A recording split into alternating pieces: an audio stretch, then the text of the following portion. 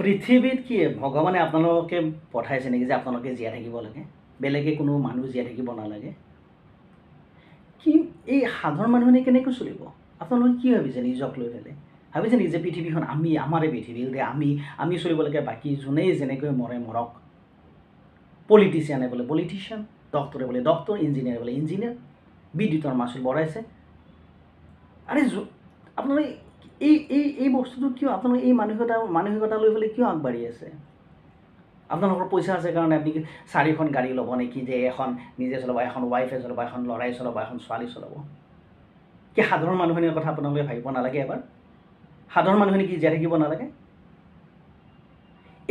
এই পৃথিৱীত আপোনালোকে কি আপোনালোকৰ পইচা আছে, আপোনালোকে নিজৰ বিলাসিতা জীৱন কটাইছে, এইটো ক'ব লগা একো নাই, কিন্তু সাধাৰণ মানুহখিনিৰ কথা আপোনালোকে অলপ এবাৰ হ'লেও ভাবিব লাগিছিলে নাই? বস্তু যেতিয়া আপোনালোকে কিনিব যায়, বস্তুত কেতিয়াবা আপোনালোকে দাম দৰ কৰি পাইছে?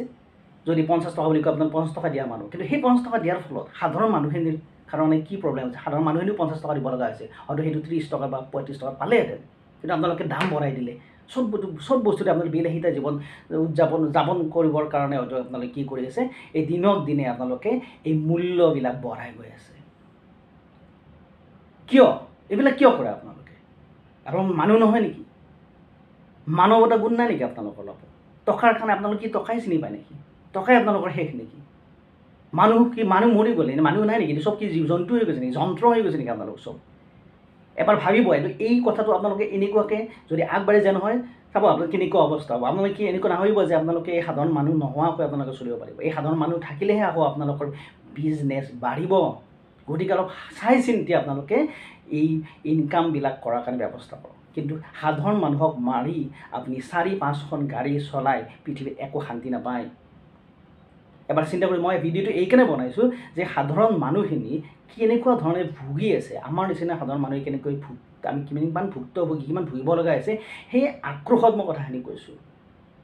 আৰু এই ভিডিঅ'টো বনোৱাৰ উদ্দেশ্য এইটোৱে যে যাতে মই আপোনালোকক দোষাৰোপ কৰা নাই, আপোনালোকে হয়তো কৰিছে, কিন্তু এইটো যাতে অলপ কমি আহে, এই ছিষ্টেমটো, এনেকুৱা ধৰণৰ চিন্তাধাৰা যাতে কমি আহে পিছলৈ, সেইটো কাৰণে মই ভিডিঅ'টো বনাইছোঁ। অকল মই নহয়, মোৰ নিচিনা বহুতো মানুহ এনেকুৱা ভুগি আছে, কিন্তু কমকৈ ক'ব পৰা নাই, কিন্তু কৰিব নোৱাৰে। একো কৰিব নোৱাৰোঁ কাৰণ আপোনালোকৰ টকা আছে, আমি একো কৰিব নোৱাৰোঁ। আপুনি যি ইচ্ছা তাকে কৰিব পাৰে, আমি সাধাৰণ মানুহ। কিন্তু এইটো ভাল কথা নহয় যে পৃথিৱীত যদি শান্তি লাগে নহয়, সাধাৰণ মানুহ একদম তলৰ পৰাই ল' কেটেগৰীৰ পৰা একদম আপাৰ কেটেগৰীলৈকে চব মানুহে চলিব লাগিব। পৃথিৱীত ভগৱানে চবকে জন্ম দিছে আৰু চবকে জীয়াই থাকিবৰ কাৰণে অধিকাৰ দিছে। কিন্তু আপোনালোকে যে উৎপাত কৰিব, এনেকৈ লুণ্ঠন কৰি পেলাই আগবাঢ়ি যাব, সেইটো কথা হ'ব নোৱাৰে।